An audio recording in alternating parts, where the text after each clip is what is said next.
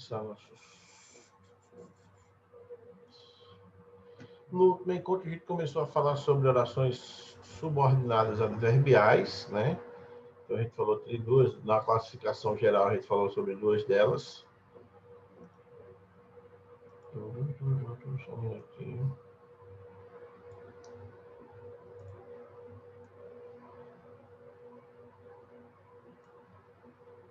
Na classificação geral, a gente falou sobre causais, apenas de uma, na verdade, fiquei de retomar, inclusive, a explanação sobre conjunção explicativa e conjunção causal. A gente vai fazer isso ao final, né?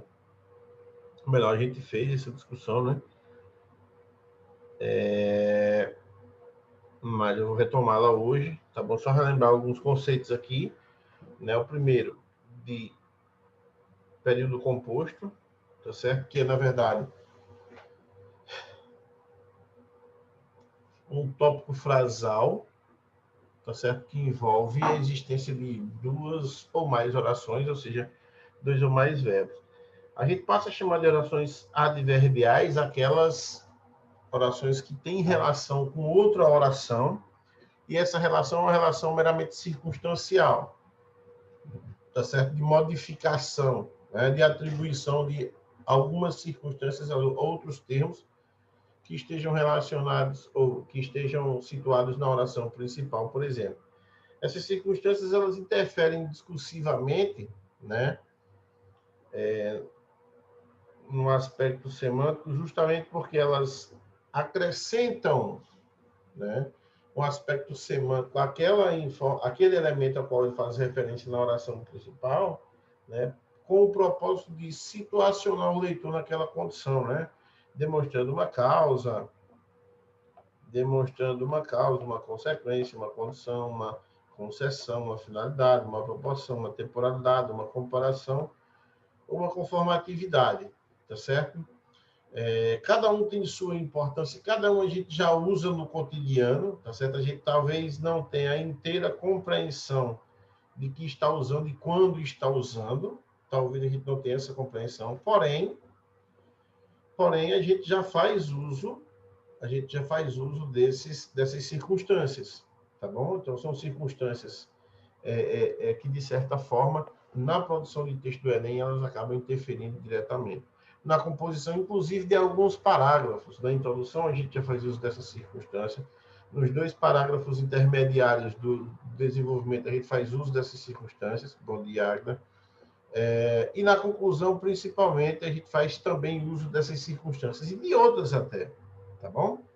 Então, na última aula, a gente falou sobre as orações subordinadas adverbiais causais, tá bom? Que introduz uma ideia de causa, né? Motivo, a razão do enunciado da outra oração a que se subordina, por exemplo. Lembrando que a causa ela gera uma consequência, então ela é junto da consequência, tá certo? As principais conjunções são essas que estão em destaque aí, tá bom? Então, deixa eu só mudar aqui o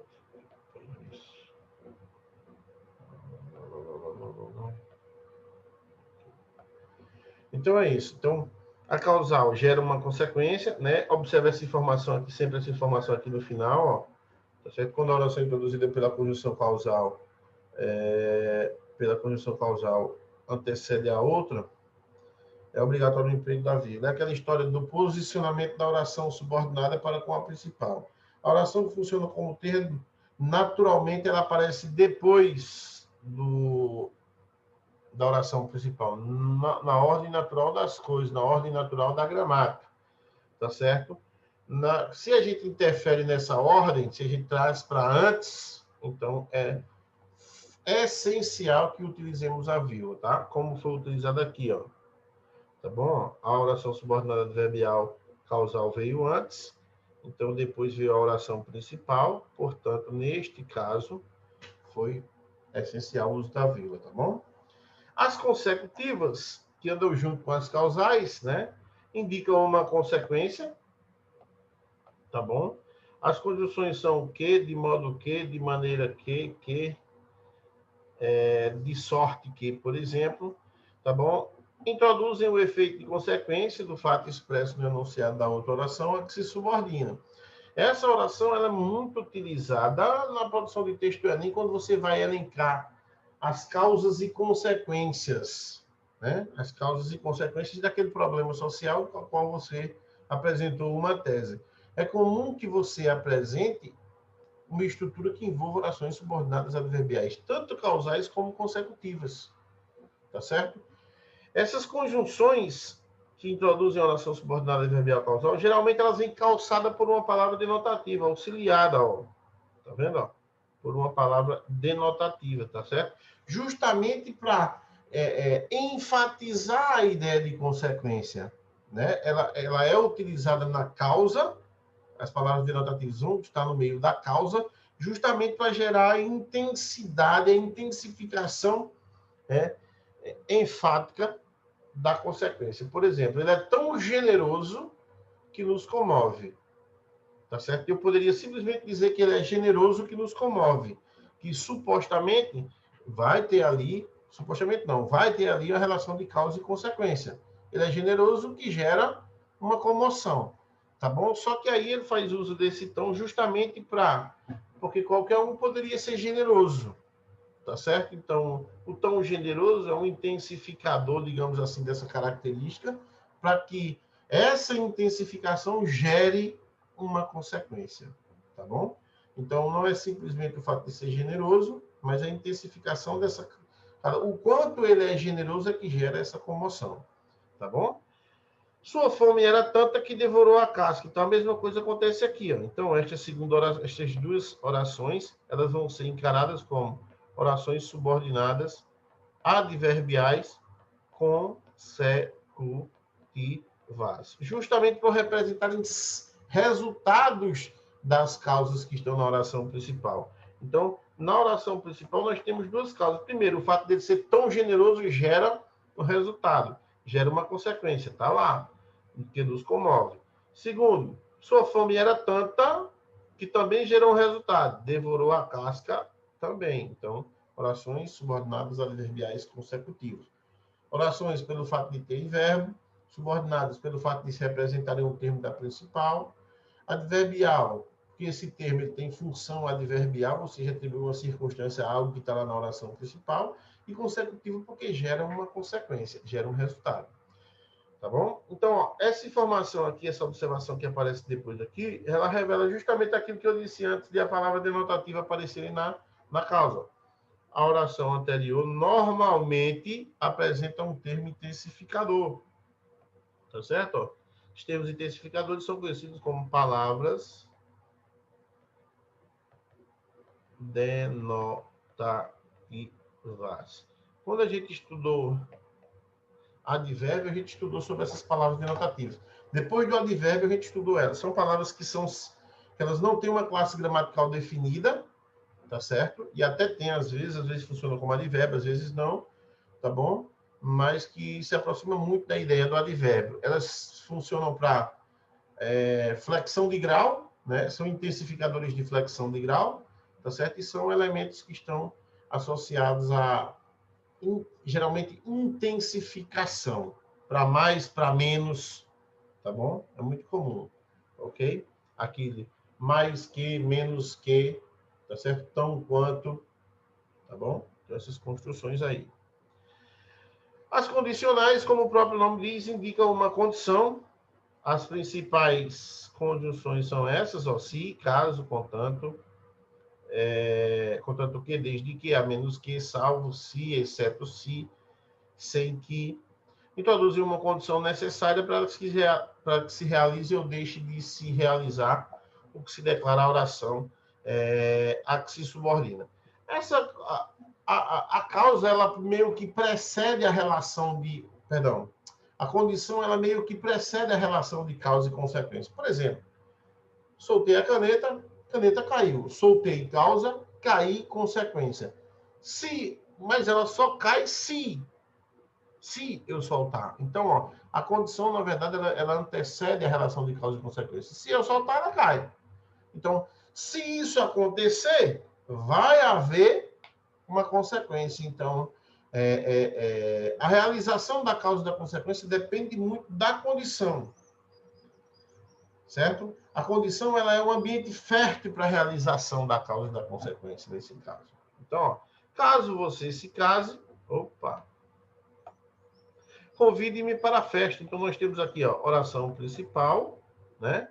Então, só se você se casar, é que você vai me convidar para a festa. Então, a condição para a realização da primeira oração, da oração principal, tá certo? É a condição, se você se casar. Tá bom? Então, observa que a vírgula apareceu aqui, ó, porque ela apareceu antes da oração principal. Então, esta oração vai ser oração subordinada adverbial condicional. Não saia oração principal, vê que não houve necessidade de vírgula aqui, porque a oração principal apareceu antes, sem que eu permita oração subordinada adverbial condicional. Então, observa que para sair é preciso uma condição. É preciso uma condição. E essa condição é eu permitir, por exemplo. Então, é isso. Tá certo? Então, entendam isso.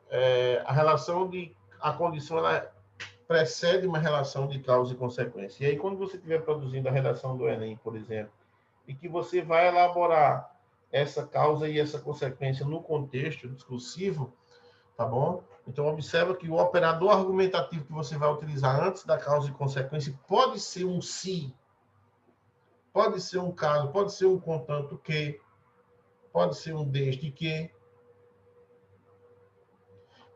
o governo invista, desde que o governo invista para a geração de novos empregos, por exemplo. Investir, se ele investir, gera novos empregos. Então, investir vai gerar como consequência, como resultado, geração de emprego. Então, observa que para a causa acontecer, que é investir, por exemplo, foi necessária uma condição, se, tá certo? Então, vê que antecede, tá?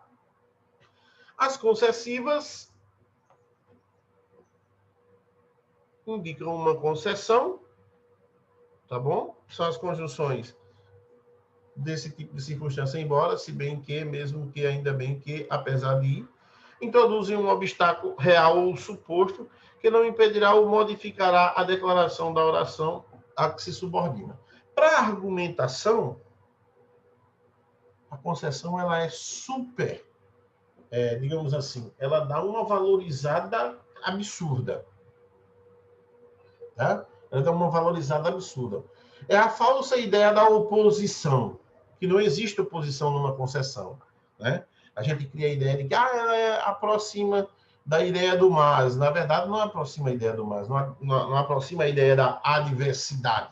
A adversidade é o oposto, é o contrário. Então, a gente nega a informação anterior. Aqui, não. Aqui, a gente usa uma concessão como um trampolim para a valorização da informação que a gente mencionou. Tá certo? Ela é um obstáculo que possivelmente poderia impedir a realização da informação contida na principal. Porém, a informação vai lá e ultrapassa esse obstáculo realizando. Então, o obstáculo serve apenas para valorizar essa informação principal. Então, ela, inclusive, é um dos elementos que valorizam a argumentação. Tá certo? Como eu digo, por exemplo, embora chova, eu irei ao campo. Nada vai me impedir de ir ao campo. Tá certo? A chuva poderia ser um obstáculo, mas ela é um obstáculo que vai valorizar justamente essa minha ida. Do ponto de vista comunicativo, do ponto de vista da argumentação, ela valoriza. Poxa, o cara é destemido, o cara vai, independente de qualquer situação, ele vai estar lá. Tá bom? Então, é assim que funciona, é assim que a concessão funciona. Ela é uma pedra no teu caminho para que você ultrapasse, né? Ou para valorizar a tua caminhada. Ela é uma dificuldade que vai valorizar a tua caminhada. No final das contas, você vai olhar para trás, poxa, eu passei por tudo isso, então eu passei por várias concessões, né? No meio do caminho, eu poderia ter admitido algumas dessas concessões e aí desviado do meu caminho e não realizei meu sonho. Mas como eu realizei meu sonho, estou olhando para trás agora e estou valorizando, né? Então, eu devo valorizar ainda mais, eu devo usar bastante aquilo que eu conquistei, por exemplo. Então, por exemplo, aqui, ó, embora eu não tenha estudado, obteve aprovação. Então, observa o seguinte, esta informação principal, não houve alteração nenhuma, obteve aprovação. Embora não tenha estudado. Isso aqui, né, valoriza ainda mais a aprovação. Poxa, quanto o cara tem conhecimento, quanto ele sabe, por exemplo, né? Ou então, que prova fácil, que mesmo sem estudar eu obtive a aprovação. Bom, se fosse no Enem assim, né? Então, ó, observem vocês que esta construção aqui, ó, da oração subordinada adverbial concessiva, ela não interfere na realização da oração, da informação contida na oração principal. Ela é só uma dificuldade. Então, para se obter uma aprovação em um concurso público, em uma prova como a do Enem, sem estudar, a gente pode considerar que seja algo impossível. Tá certo? A gente pode considerar isso. Mas acaba sendo uma valorização porque não estudou, mas mesmo assim obteve a aprovação, tá bom? 2, ó. Deixa eu só... Fala. Estou em aula. Então é isso, galera.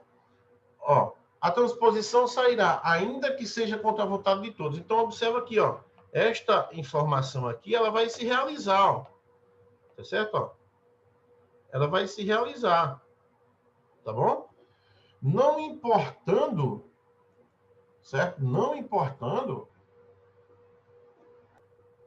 a ação que vai acontecer aqui. Esta segunda ação, ela serve de trampolim, né? Então, ela valoriza essa informação principal. Ela poderia ser um obstáculo que impediria, mas não impede que isso aconteça. Então, a transposição sairá, ainda que seja contra a vontade de todos, embora seja contra a vontade de todos. Então, nós temos aqui uma oração subordinada adverbial concessiva.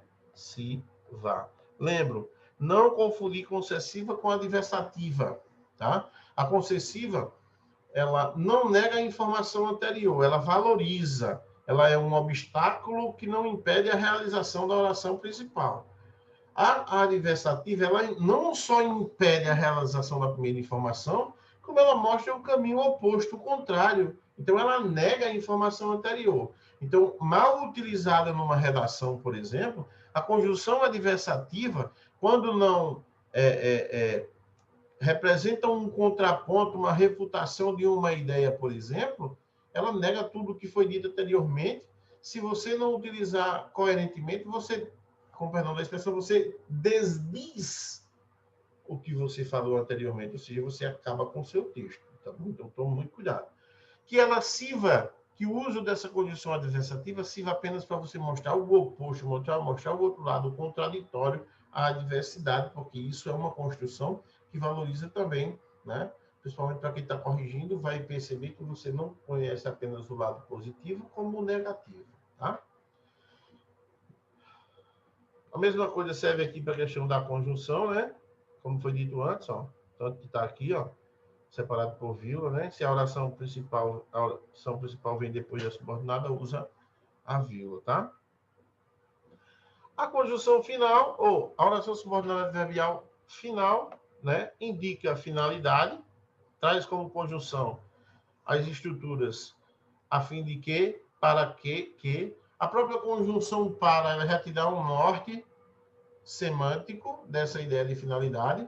Para que serve o lápis? Para escrever. Então, a finalidade do lápis é escrever, para escrever. Então, observa que a própria preposição para já prepara o ambiente para isso, tá certo?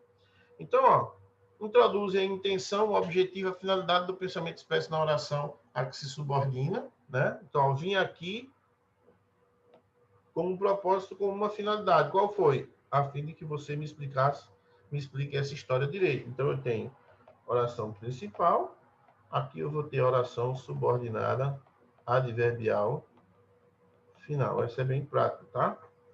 Não faça barulho, oração principal, para que o bebê não acorde, oração subordinada adverbial final, ok? Observe que, curiosamente, ó, aqui apareceu para que já auxilia nesse processo, tá bom? Ah, professor, coloquei uma vírgula aqui. Essa vírgula é essencial ou é facultativa? É facultativo, tá? A oração principal veio antes, ó. Facultativo, não há necessidade de se colocar ali. Se colocar tá errado, não tá, tá bom? Então vai depender do grau de ênfase, da ênfase que você quer dar à primeira oração, tá bom? Se você quer dar bastante ênfase, é fazer com que o leitor tenha uma pausa naquela informação para ele refletir sobre o que foi dito antes, para valorizar o que foi dito antes. Então essa pausa, ela serve, a pausa da vírgula, ela serve com o valor com o propósito de ênfase justamente para isso, para que haja uma pausa na leitura e quando há essa pausa o cara pensa sobre o que foi dito antes, né?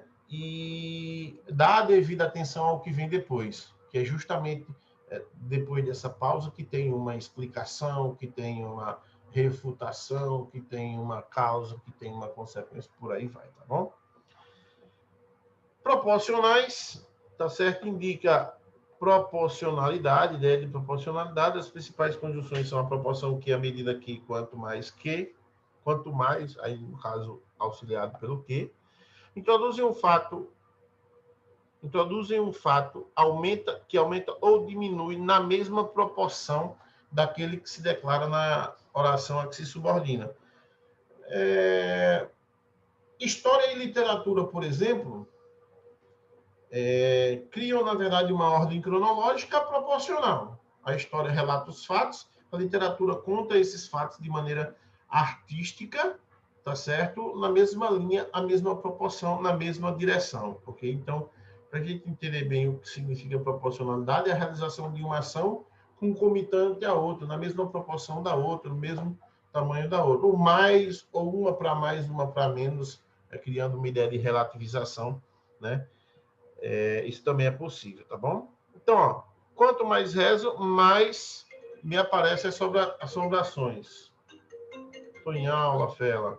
Depois eu falo. Então, ó, eu tenho rezar e tem aparecer assombrações e estão no mesmo eu usar um termo, mesmo patamar, na verdade, não é bem isso. Estão na mesma proporção, tá certo? De realização das ações. À medida que uma vai acontecendo, a outra acontece igualitariamente, tá bom? Então, quanto mais rezo, mais assombrações aparecem. Então, assombrações aparecem em oração principal. Quanto mais rezo, oração subordinada adverbial proporcional. Ok? Então, ó, dormia profundamente, oração principal, à medida que o remédio fazia efeito. Então, ó, dormia e o remédio fazia efeito na mesma proporção. Então, oração subordinada adverbial proporcional, tá? Temporal, esse temporal é fácil, a gente usa muito na redação do Enem, por exemplo, principalmente os adjuntos adverbiais de tempo, as locuções adverbiais de tempo, as orações adverbiais temporais, tá certo? Indicam temporalidade, ou seja, ideia de tempo, que são introduzidas por conjunções como quando, enquanto, logo que, desde que, assim que. Introduzir o tempo da realização do fato expresso na oração a que se subordina, e necessariamente, a gente, numa produção de texto do Enem, a gente situaciona o leitor através não só dos tempos verbais, mas também dessas circunstâncias de tempo, tá bom? E aí vale lembrar que eles conflitam com os tempos verbais às vezes, então não há necessidade, por exemplo, de eu dizer hoje em dia, se na frente eu vou utilizar uma forma verbal do presente, por exemplo, então acaba conflitando. A não ser que você não é errado, porque você pode utilizar como fator enfático, né, para dar ênfase. Repetição de ideias, de informações, de palavras com propósito de ênfase não constituem erro, tá bom? Mas se ferir a coesão textual, aí sim é outra discussão. Introduzem a realização de um fato, o tempo da realização de um fato expresso na oração a que se subordina, né? As conjunções já disse para vocês, ó. Fez-se noite em meu viver. Beleza, quando? Quando você foi embora. Então, eu tenho a oração principal. Isso aqui remete à questão temporal, oração subordinada adverbial temporal. Mais uma vez, a oração está antes, ó. vírgulazinha separando aqui, tá vendo? Cheguei, oração principal, ó. Quando? Assim que rompeu a manhã. Ideia de tempo, oração subordinada, adverbial, tempo, ó. Oração subordinada adverbial, temporal, certo? Então, fácil também. Comparativa também é uma das mais fáceis, tá certo? Ideia indica comparação. A ideia aqui é que haja e vai haver uma polarização de dois seres, né, sendo comparado a partir de uma ação, a partir de uma caracterização ou de uma circunstância, tá bom? E aí as conjunções que introduzem essas relações que e como, tá certo? Introduzem o outro termo de uma comparação da oração a que se subordina. Então, vai estar um termo na oração principal, a oração subordinada representa um segundo termo comparado ao primeiro, tá bom? Então, ó, sou tão bom, oração principal, quanto qualquer um nesta sala. Oração subordinada adverbial comparativa, tá certo? O tipo de comparação, por exemplo, que vai ser estabelecido, por exemplo, entre um e outro, né? Vai ser determinado por essas palavras, pela conjunção e pelas palavras denotativas que aparecem, tá certo? Se aparecer ou não aparecer. No caso, quando elas aparecem, a gente deve dar uma devida atenção a essas palavras denotativas, porque elas dizem muito, né? Elas auxiliam nesse processo de comparação. E são intencionais, porque você que vai escolher na hora da produção de texto do Enem, por exemplo, se vai utilizar ou não, tá bom? Porque se eu disser, sou bom quanto qualquer um nesta sala, você cria, na verdade, óbvio que você está se comparando aos demais para se colocar no mesmo patamar, tá certo? Mas em volta a uma caracterização que é comum a todos. O fato de ser bom, por exemplo, tá certo? Ou como qualquer aluno pode ser bom. Mas aí você está colocando a sua sala numa questão superior, né? E você na mesma condição igualitária, está se comparando a essa condição superior. E quem diz isso é esse tão. Vocês são tão bom quanto qualquer um nessa sala. Então, isso dá um up, digamos assim, na informação, né? No que diz respeito à questão em fato, tá?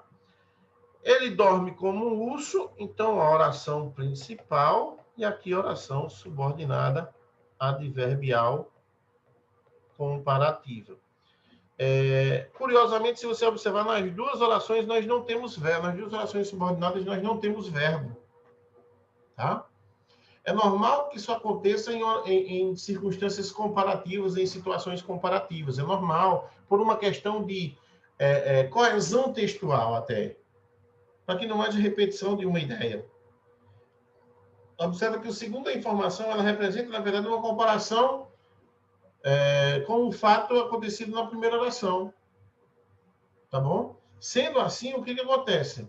Aquele elemento que está sendo comparado, né, o recurso que está sendo utilizado para a comparação, ele pode não aparecer na segunda, porque não há necessidade. Então, eu sou bom. Sou tão bom quanto qualquer um nessa sala é. Então, ó, esta forma verbal, né, ela está subentendida aqui, ó, o verbo ser. Sou tão bom quanto qualquer um nessa sala é.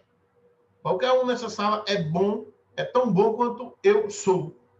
Então, acontece muito isso. O mesmo acontece aqui, ó. Ele dorme como um urso. Como um urso também dorme. É comum que nas comparativas isso aconteça, tá certo? Natural. Conformativa, eis que nós temos um aqui que vocês usam muito na produção de texto do Enem, tá certo? Elas indicam a ideia de conformidade, né? Assim faz uso das conjunções conforme, segundo, consoante e como. É muito comum que apareçam nos argumentos de autoridade, tá certo? Nos argumentos de autoridade.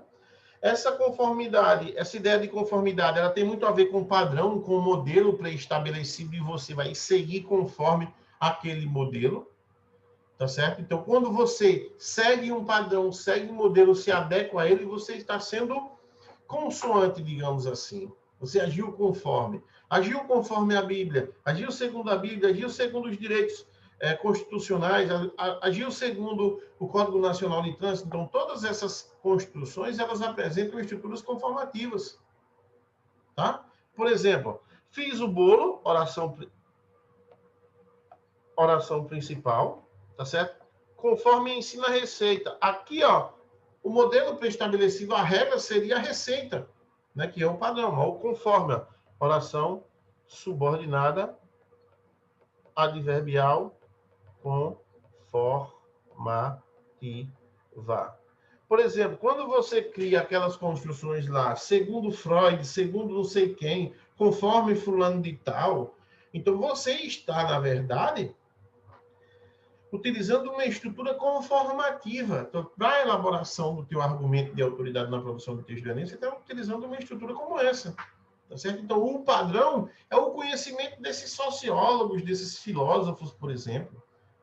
Tá certo? Da autoridade mencionada naquele argumento, por exemplo. Isso é o padrão a ser seguido. Então, você acaba valorizando o teu texto, por quê? Porque um filósofo, um sociólogo já discute essa ideia, já apresenta essa teoria, tá certo? Essa ideologia sobre a tua temática, e você está utilizando aquele elemento, aquela base para se fundamentar. Tá certo? Para valorizar. Ok? Então, é assim que funciona, tá bom? Então, vocês usam muito nessa hora, na hora que vão apresentar o argumento de autoridade. Ó, agiu, oração principal, segundo o seu ímpeto de guerreiro. Isso aqui seria o padrão, seria o modelo a ser seguido. Por exemplo, então, oração subordinada adverbial conformativa. Ok? Então, muito cuidado. Até que se vocês quiserem cobrar do professor de redação posteriormente, quando vocês forem elaborar um argumento de autoridade ou como elaborar um argumento de autoridade, né? Vocês deem essa atenção, tá certo? Dá uma observadazinha se a estrutura não é parecida com essa, tá certo?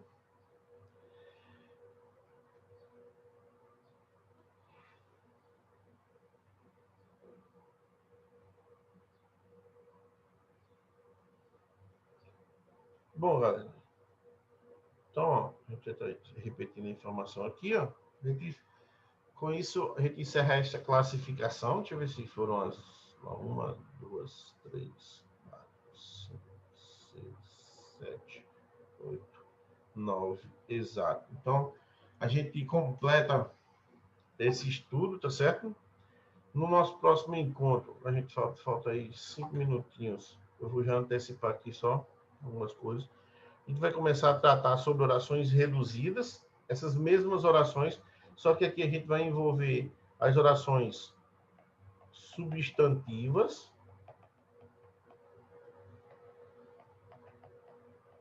adjetivas e adverbiais, né? Reduzidas. Então, a gente vai estudar tudo sobre oração reduzida, que é, na verdade, essas orações reduzidas, né? O que a gente diz por redução? Diminuir, né? O diminuir essa oração, na verdade, não representa uma diminuição simplesmente na estrutura gramatical ou da palavra excepcionalmente, mas a redução aí consiste em a gente eliminar alguns termos, muitas vezes, na maioria delas, né? A redução vai consistir na eliminação da conjunção, e não necessariamente vai ser por isso que a gente vai chamar de reduzida, mas o fato de ser reduzida vai estar centrado excepcionalmente no verbo, tá bom? Nas orações reduzidas, o verbo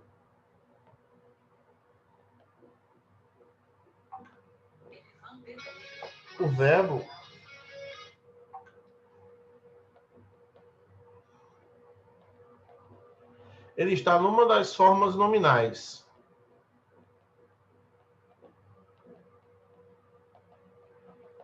Numa das formas nominais, é isso que a gente vai discutir próxima semana, tá certo? Que são infinitivo, gerúndio e particípio. Então, a gente vai ter orações reduzidas de infinitivo, de gerúndio e de particípio, tá bom? Que é um mecanismo também de coesão e também fundamental para a produção de texto do Enem, para a gente evitar paralelismos sintáticos e semânticos, por exemplo, né? Principalmente os paralelismos sintáticos, que ora ajudam, ora desvalorizam o nosso texto, tá bom? Esses paralelismos, eles repetem igualitariamente estruturas oracionais, tá certo? E a oração reduzida é um mecanismo que elimina isso, porque o fato dela ser reduzida, ela não tem mais um verbo conjugado, ela não tem uma conjunção, então ela vai ser diferente da desenvolvida, que tem uma conjunção e que tem um verbo conjugado, tá bom? Então isso não vai ser mais um paralelismo, porque não tem a mesma estrutura, então a gente discute isso no nosso próximo encontro, tá bom, galera?